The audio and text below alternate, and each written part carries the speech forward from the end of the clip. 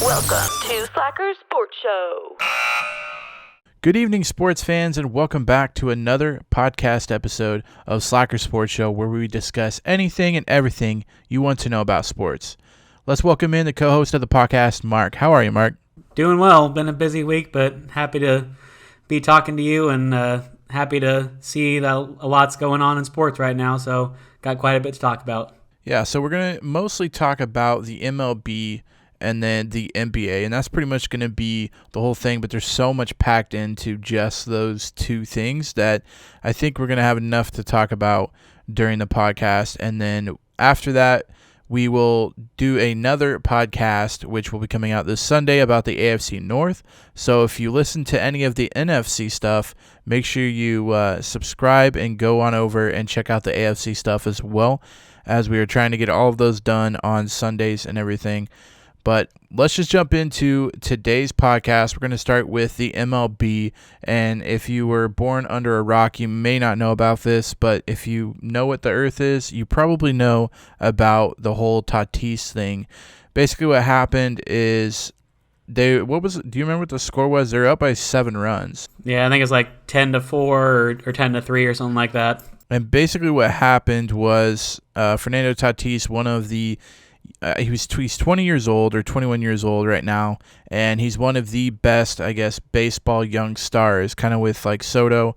Soto's a pretty good name, a pretty known name, and so is Tatis, and it was a 3-0 count, which means there's 3 balls, 0 strikes, and he ends up swinging on a 3-0 count with the bases loaded, hits a grand slam, which, yeah, it's great. Everyone's excited except for the Texas Rangers, who they're playing, were not happy about it, and they said they had a problem with it. What do you think, Mark? Honestly, I didn't have too much of a problem with it. I mean, you're a professional athlete by this point. Yeah, it may not be the most sportsman-like thing to do, but you get paid to play the game, and you should be kind of performing at the highest level and doing everything you can to win. And I didn't have a problem with it. I know some people are against it because of the quote-unquote unwritten rules of baseball. But he was just playing the game, and I think I saw an interview with the Padres manager, which I can't remember his name off the top of my head, but he said most of the time they have the green light to swing in most of those instances. I think he was supposed to take and missed a sign was their official story, but I think a lot of the times Padres hitters have the green light to go, whether it's a 3-0 count, 2-0 count, whatever. So I really didn't have a problem with it, and it's kind of, when I see these things in sports, whether it's like an outlandish football score or somebody runs up the score in basketball, I kind of have the feeling of, well, figure out a way to stop them. Do something to stop this, or be a better pitcher. Throw a different pitch. Walk him if you have to. Like if you're that afraid of him doing this, then figure out a way to beat him or to stop this from happening. So I really didn't have a problem with it. Yeah, I'm kind of in the same page. I know a lot of people like that night kind of threw a fit about it, and then the next day that's pretty much all that was talked about. And my whole thing was, baseball is a little different than most sports that we watch, because most sports we watch have a clock on them. So when a football team goes up 49-0 in the fourth quarter, there's 15 minutes left or whatever in the quarter before the game's over. MLB does not have that, meaning you can score 100 runs in an inning and the game still isn't over. So my whole thing was on it is that they're only up by 7, and yeah, that's a lot. Like, don't get me wrong, that's a lot. But my thought is you could easily score 7 runs in an inning. And so it's not like they were up by like 32 runs or something just unbearable. I mean, they're only up by 7 runs, and there's plenty of teams that can score 7 runs in one inning. And so that was kind of my argument, is there's no really clock on MLB, so how can you tell these athletes to, hey, just take it easy. You don't have to give it your 100% anymore because we're definitely going to win this game. Well, what happens in other sports is, a team takes off a quarter and they end up almost barely losing or end up losing. And so to me, it's a different thing. If you're up by 30 runs of some sort, they're not probably going to come back from that. But anything under 10 runs, I think, is very doable. And a lot of teams, and San Diego being one of them, and there's a little bit more to the story, but they could put up runs quick. And they hit that grand slam that game. And a lot of people are saying, oh, don't swing, take the pitch. Okay, what's the difference between hitting a grand slam on a 3-0 count and a 3-1 count? You know, like, and it's weird because I've never really heard of this unwritten rule of taking on a 3-0 count when you're up by runs. I've never really heard of that. I mean, it's one thing to, if your team's up by 15 and the pitcher throwing is a shortstop. Okay, I understand it because, yeah, you could hit bombs off a shortstop because they don't throw as hard. But to do it off of a pitcher, which is that is their job, and the fact that the pitcher was already down 3-0, okay, then don't go down 3-0. It's kind of like what you said. Like, if you don't want to be down by so much and have this happen, then fix it. Come back. You know, like, I don't know. I didn't have a problem with it, and I think the people that live in the 1800s might be the only people that still have problems with it. And I didn't. And then to throw behind the next guy up, it just, I mean, it's one thing, like, you know, if you peg their guy and they peg your guy, okay, that's an unwritten rule. It's another thing if you cheat and you get thrown at. That's an unwritten rule. But again, I've never heard of this unwritten rule that in a 3-0 count you have to take it. And then what I think is funny is that basically the Rangers throw a fit, and the very next game, boom, another grand slam by Will Myers, I think was who hit it, which is just funny because it's like, well, you know, they were up at that point like 2-0. It's like, well, you know, maybe he should have taken it, but it was like a 3-2 count or something like that. But and then to make this story even better, they've hit 4 games in a row now. They've hit a grand slam off of the Rangers. All 4 games in the series, they've hit a grand slam off the Rangers, which just makes me smile because I don't know. I think the whole thing was just blown way out of proportion, and I've never heard this unwritten rule that you have to take in a 3-0 count. There's people that are like, oh yeah, take in a 3-0 count because, you know, you might draw a walk, but it's always been a green light for your best hitters because a 3-0 count is going to be pretty much a get me over fastball, which is going to be your best pitch to hit. So I don't know. And then the Padres coach comes out and says that, yeah, he shouldn't have done that, which I absolutely hate. I think that their head coach should be supporting their players because now you're going to have a head coach against all the players because the players are backing, you know, Tatis up. So now, you know, the locker room is going to be a little weird because the coach doesn't want the players to do this and the players don't agree. So I don't know. It's kind of weird how this all blew out of proportion.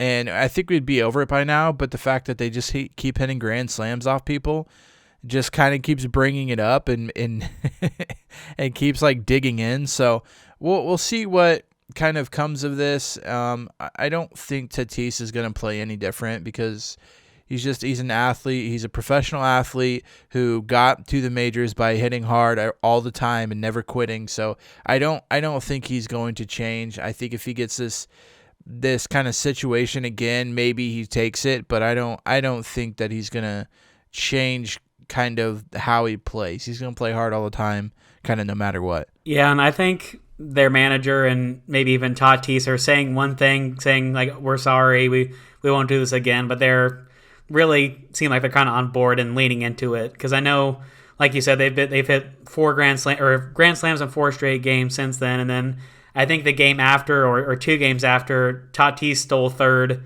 when they're up by like 4 or something. Like, he's being super aggressive. So I think they're kind of leaning into it. And one thing I thought of after I kind of sat and thought about it a while was that, like you said, Tatis is one of the best young players of the game and is probably, honestly, in the MVP consideration right now. He's first in a lot of different hitting categories.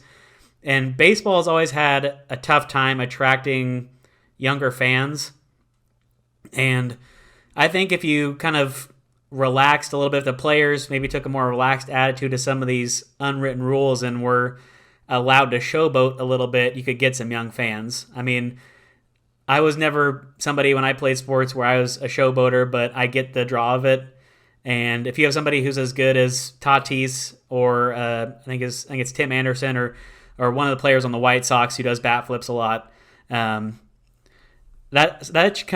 should lean into that because it's drawing in some young fans, kind of the guy who's strutting his stuff and can kind of back it up. So I think if you're somebody who can back it up, then feel free to maybe not do whatever you want, but feel free to kind of strut your stuff a little bit, and that might attract some younger fans to baseball instead of shutting this all down, trying to make everybody act the same, trying to make sure there's no kind of individuality.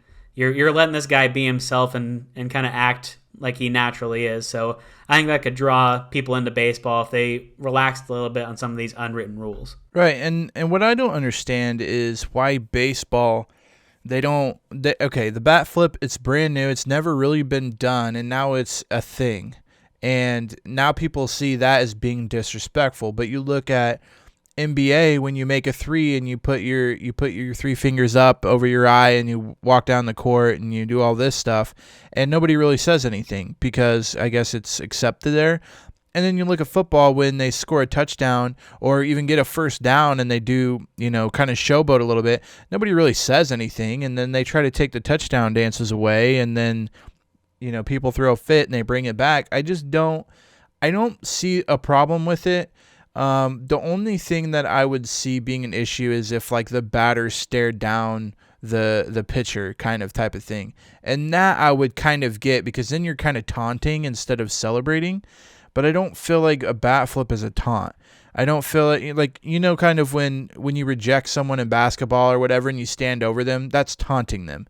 That's not celebrating. And baseball, when you hit a home run, you want to celebrate. You're not just gonna lay your bat down and run around the bases and then go home and then go into the dugout and not do anything. You hit it. You're going to, you want to be excited. You're going to have like this little pep in your step, and then you're going to go to third base and you're going to get a high five from your third base coach, and then you get to the plate and you celebrate with all your teammates. And I don't see the bat flip as being intimidating or as being like disrespectful to the pitcher or anybody. I just see it as, hey, I did great, like I want to celebrate, and that's kind of how they can do it. And as long as they're not hurting people, it's not like they're throwing the bats at someone or anything like that. Like I just don't see the problem with the whole bat flip. And you're right, it does bring in kind of that younger attention because you got like 5-year-old kids now that are doing bat flips and crap, and it gets people excited. It's not hurting anyone as long as you're not throwing bats at people. It's not hurting anyone. I just don't get why they're trying to shut it down.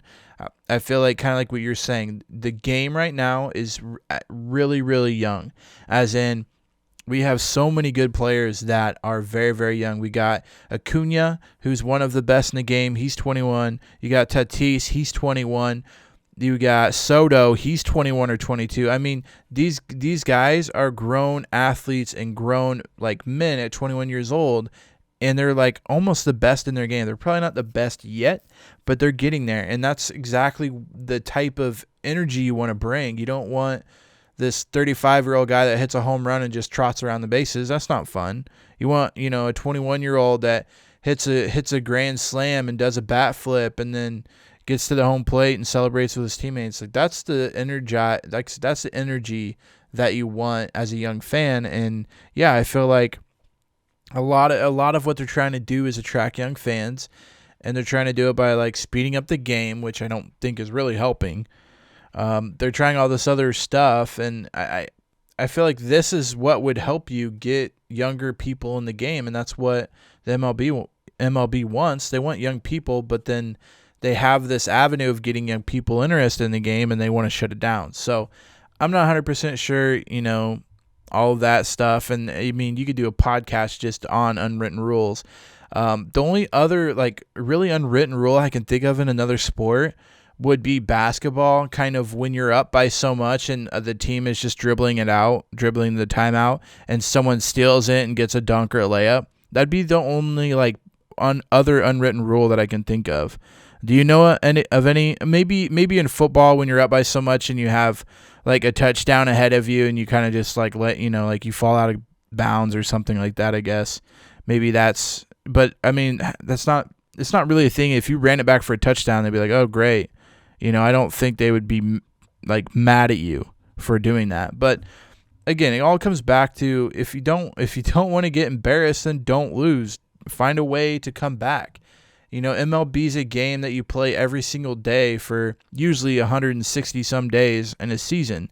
Like, get over it, move on to the next game. And I just feel like it was blown way out of proportion, and it kind of put a bad taste in my mouth just because this was a young guy that's just playing as hard as he can, and you're kind of like getting mad at him like, hey, like stop being so good, stop hitting home runs when you should. I mean, it's just, to me, it's just ridiculous. Yeah, and like you said, I don't think a lot of other sports maybe enforce their unwritten rules as much, or they don't have everybody up in arms as much. If somebody like in football, most of the time when you're ahead by a bunch, you should kind of run a lot, run out the clock, and make the game go a little bit quicker. But if you pass and score a touchdown, people may be mad, but it wouldn't turn the sport on its head like it does in baseball.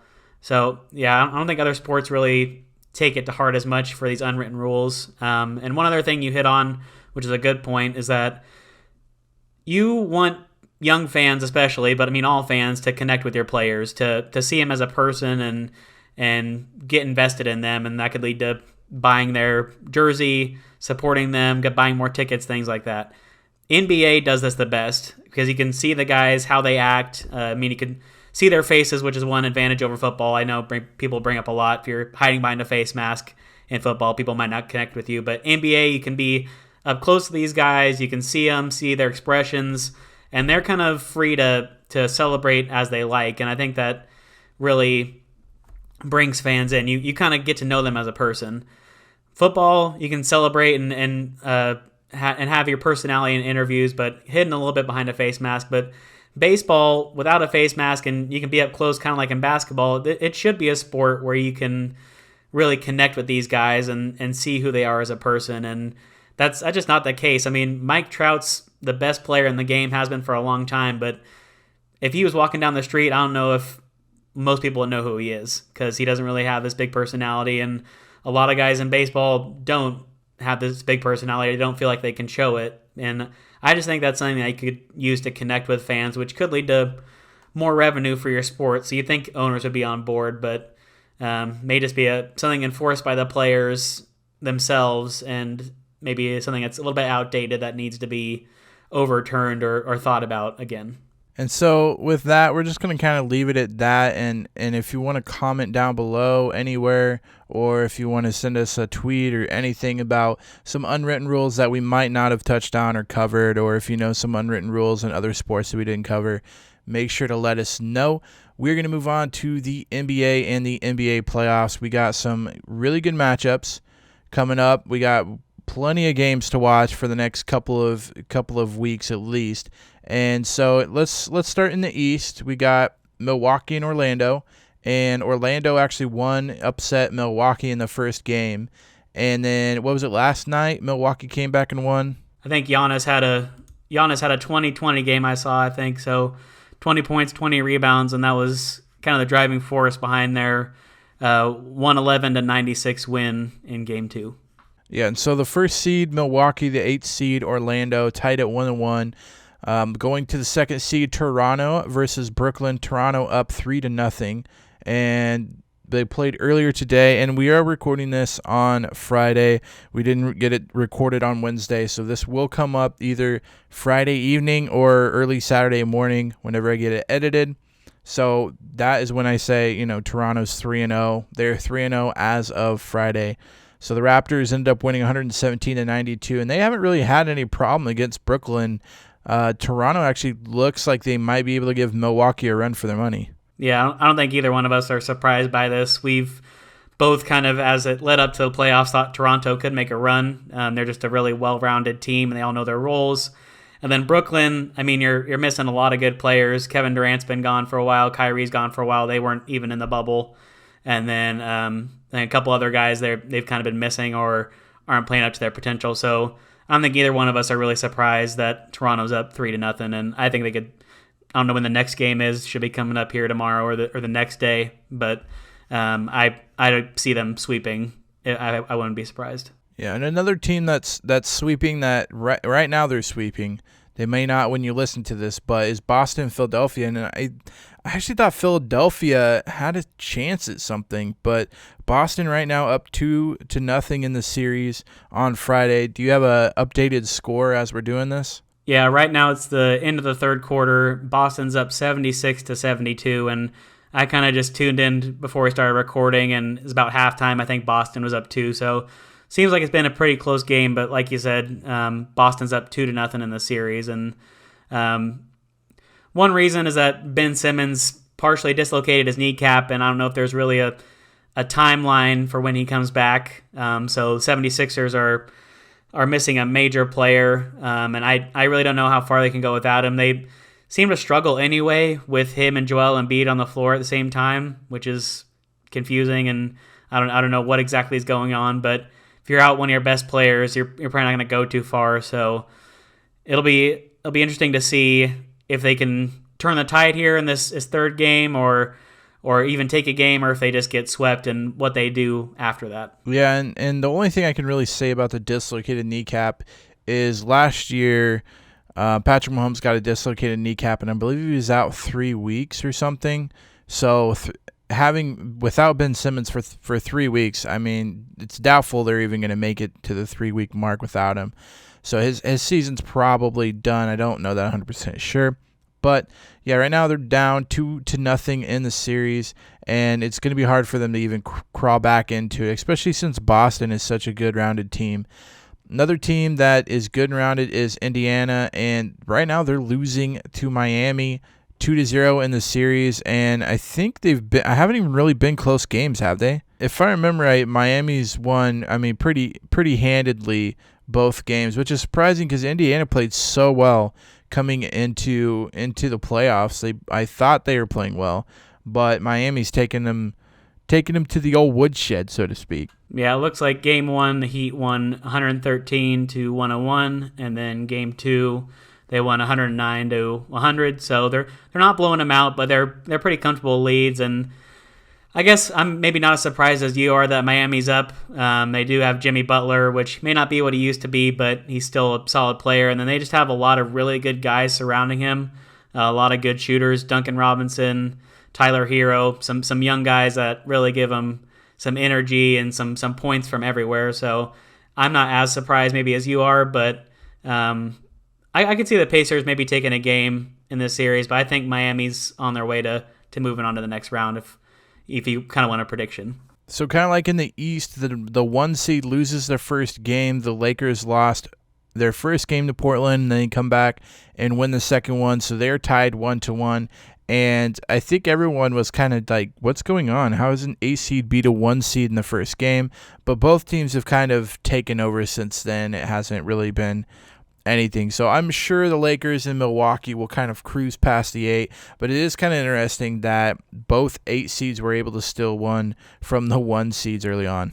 Yeah, and Dame Lillard, last night in game 2, I think he dislocated his finger. If I'm correct, I don't know if he broke it, but I think it's dislocated, and looks like the plan is for him to play in game 3 and going forward, but he kind of carried what he did in all those lead-up games into that first game, where he's kind of being super Dame Lillard and scoring all these points and leading their team. So I guess I'm not too surprised they took a game, but I think that's probably the only one they're going to take with Dame hurting. Zach Collins, one of their young guys, news came out today that he's going to need season-ending ankle surgery.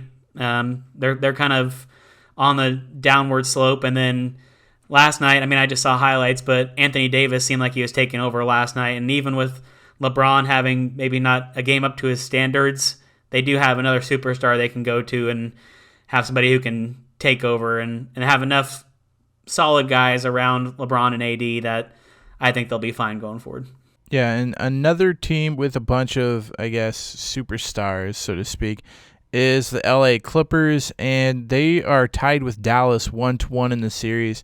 And I don't know. Not that this is as surprising as the Lakers, but I thought the Clippers would probably sweep this, but Dallas isn't bad. Dallas is not a bad team for being a 7th seed up against the 2, and the Clippers kind of struggled coming in, I felt like, to the playoffs anyway, so I mean, I'm not surprised that it's tied 1-1 right now. I would be surprised if Dallas actually takes a lead. If they went ahead 2-1, then I would be really concerned as a Clippers fan. But right now, being 1-1 in the series, I'm not too worried. Are you? Not really. I could see this being the series that goes the longest in the first round. I think Dallas is really good. I don't think they're quite ready to make a run yet. They do have Luka, who's one of the best young players in the league, and then Kristaps Porzingis, when he's right and not getting ejected like he did in the first game, he's a solid number 2. So I could see this maybe going to 7 games. I think the Clippers will still come out just because they're so deep from top to bottom. But I think Dallas is on the upswing as a franchise, and if you give them another year or two, they get another solid guy in there, solid couple guys in there, they could be the class of the West, but I just don't think they're there right now. So I think Clippers will win this series, but I could see it being a 6 or 7 game series when it's all said and done. Another series that I could see going 7 games as well is the Denver and Utah series, mostly because Denver coming in as a 3 seed, Utah as a 6 seed, and Utah actually has the advantage 2-1. They ended up winning today pretty handedly too, 124-87. So are you surprised that Denver is down 2-1 and losing by such a big margin today? Yeah, I mean, coming in, I thought Denver had a slight advantage. At worst, they were kind of even teams coming into the playoffs, so I'm surprised Utah's taken 2 games, and they really haven't had too much trouble with Denver the past 2 games. I mean, Denver won game 1 in overtime, so it was a dogfight there. Game 2, the Jazz won 124-105, so that was almost a 20-point win, and then today, winning by almost 40. I'm really surprised by this one. I think this is the results so far in this first round that have surprised me the most. I thought Denver would maybe take it to, like Denver would win in 5 or 6 maybe. I thought Denver would move on though, so I'm really surprised by how Utah's playing. Yeah, and there's still multiple games left, so this could easily turn into 3-2, 4-2 victory for Denver. So it could easily switch, but right now it's looking like Utah's actually playing better and the better team right now against Denver. Going on to the 4th and 5th seeds, Houston and OKC. Houston up 2-0 in the series, and I think the biggest thing to take away from it is not the fact I feel like Houston is a better team, but Houston is playing without Westbrook right now. So the fact that they're up 2-0 without Westbrook, I think that's probably the biggest thing I'm taking away from this series. Yeah, it kind of gives you some hope that they may do something going forward once they get him back. I don't know if there's really a timetable for his return. Last time I checked, he's got a strained right quad, so that's something he kind of got to baby a little bit and kind of figure out when you're comfortable with it. So it's encouraging for Houston fans to see that they can do this without him, that James Harden can kind of carry the load and their other role players can step up. So, yeah, I say this is an encouraging sign for Houston Rockets fans. Yeah, and I feel like Houston's been good. They just haven't been able to take the next step. And it is really good that they're still winning without Westbrook, because Westbrook is part of their fifth. They got Harden and they got Westbrook. They got other people, but those are their 2 main guys. And kind of like LA has LeBron and Unibrow. I mean, yeah, bringing the old college names back. But yeah, I mean, each team seems to have their 1 or 2 stars on their team, and losing one of those stars could really be bad for one of the teams. And for Houston to kind of lose Westbrook, it's definitely encouraging that Houston is winning right now, and hopefully Westbrook can come back either this series or next series. If Houston can sweep them here, they'll get some time off, and Westbrook can get some more recovery in. But hopefully he comes back and gets to play again in the postseason.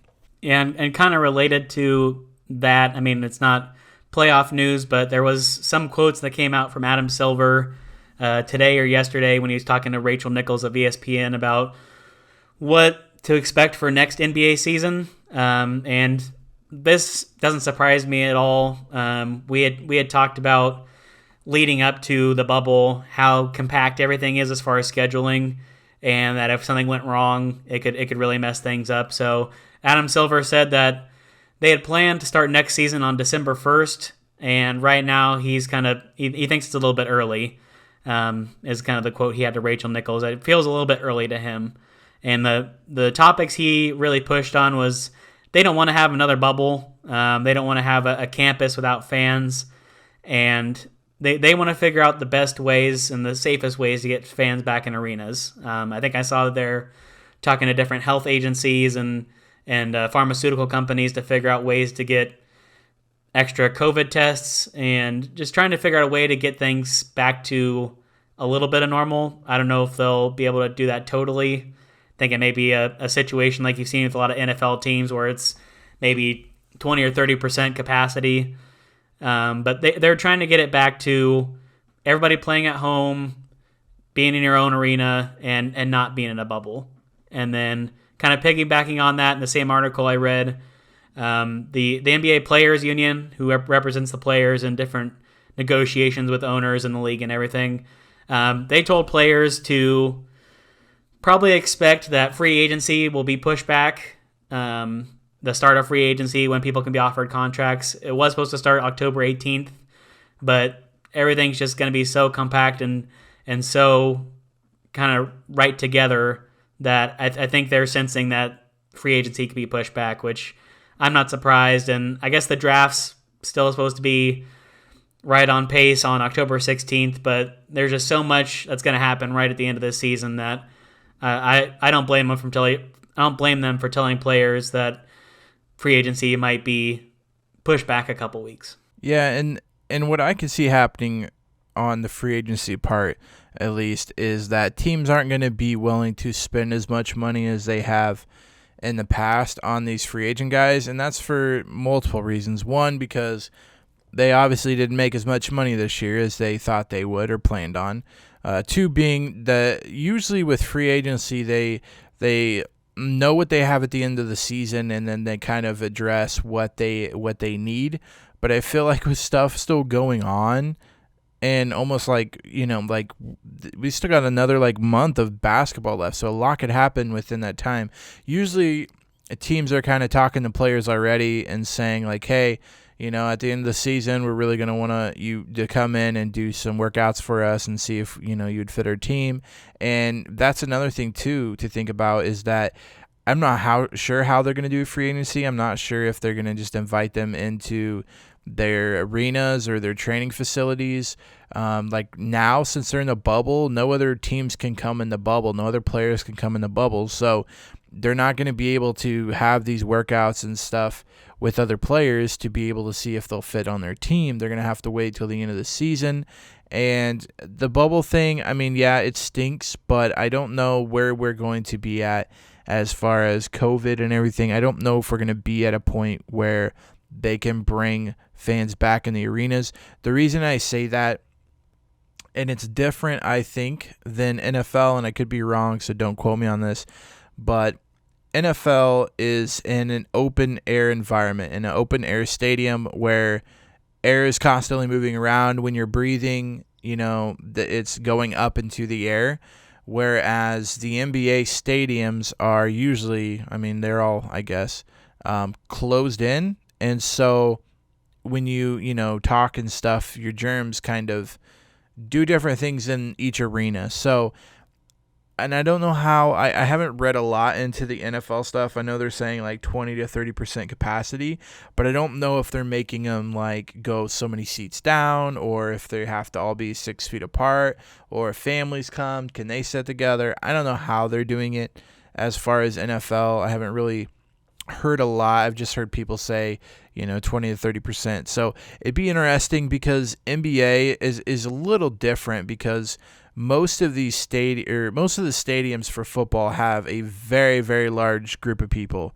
We're talking 50,000 plus because they're outdoors, and because an NFL arena or a stadium is a lot bigger because the field's bigger. when we get to NBA and you're indoors, there's some stadiums that don't actually hold that many people. So, you're going to have, fans 30%. You might only have 10, 15,000 fans. Whereas in a stadium, you're still going to probably look at 20, maybe 25,000 fans show up. So we'll wait to see. I don't know where COVID's going to be at to, tell you that it's a good idea to be back in arenas, or if they should go out, do their own thing, and then maybe 2 or 3 weeks before the season starts again, maybe go to a bubble or something like that. I'm not sure. I know that they're probably going to do whatever they have to do to play. So if they're forced to be back in a bubble again, I'm sure they will go back into the bubble and play that way. And to be honest with you, especially with baseball, they've done a good job with the crowd noise and stuff to make it feel like it's a real game. I feel like they could do that with basketball as well. Football may be a little more difficult to do.